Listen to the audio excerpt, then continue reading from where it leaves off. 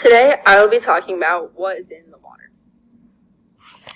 So, a new pesticide factory opens up next to your house, and everyone in your family is suddenly having hallucinations. You know that pesticides can be very poisonous to humans, so you decide to test your water to see if there are any contaminants. My name is Michaela Davis, and today I will be talking about how to test your water using IR and NMR spectroscopy. The first step in identifying the contaminant is to run the IR spectroscopy using the thermoscientific Nicolet IS5.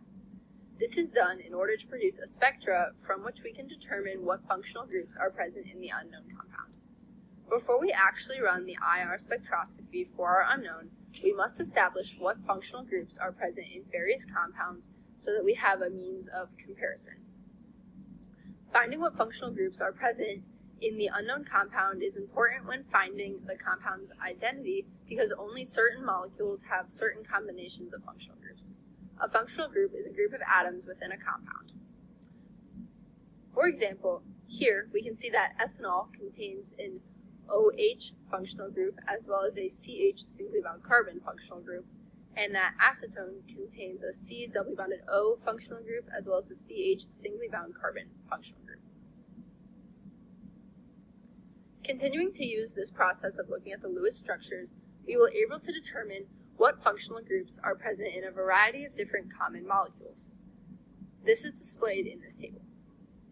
This table will later be useful in determining the identity of our unknown using comparison by comparing the functional groups found in our unknown versus the functional group data in this table. Aside from using the Lewis structures to determine what functional groups are present in a compound, the functional groups can also be determined by looking at the spectra produced from running the IR spectroscopy for our unknown. This is what we have to do in order to find the functional groups in our unknown, since clearly we do not know the Lewis structure.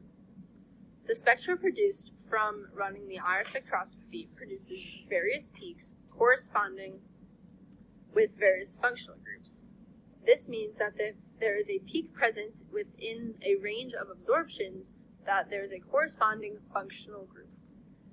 On our IR spectroscopy, the spectra produced shows a peak at 3,311 centimeters to the negative first, 2,942 centimeters to the negative first, and 2,831 centimeters to the negative first. From the peak at 3,311, we can see that that lies in the range of absorptions from 3,500 to 3,100 centimeters to the negative first.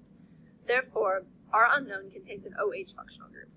From the 2,942 and the 2,831 centimeters to the negative first, we can see that these lie within the range of absorptions from 3,010 to 2,800, meaning that there is a CH singly bound carbon functional group present in our unknown.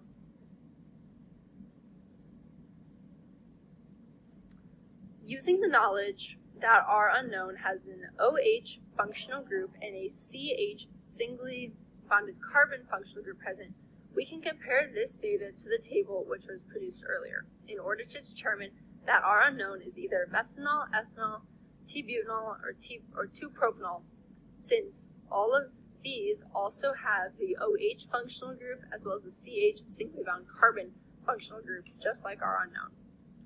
Now, since we have narrowed down our unknown to 4 possible compounds, we can use NMR spectroscopy to narrow it down to just one singular compound. The next step in the process is to run the NMR spectroscopy for our sample. The NMR spectra will produce a spectra with various amounts of peaks as well as their ratios. When running the NMR spectroscopy for our compound, a spectra with 2 peaks and a 3-to-1 ratio is produced. Knowing the amount of peaks in their ratio can help in determining what our unknown contaminant is.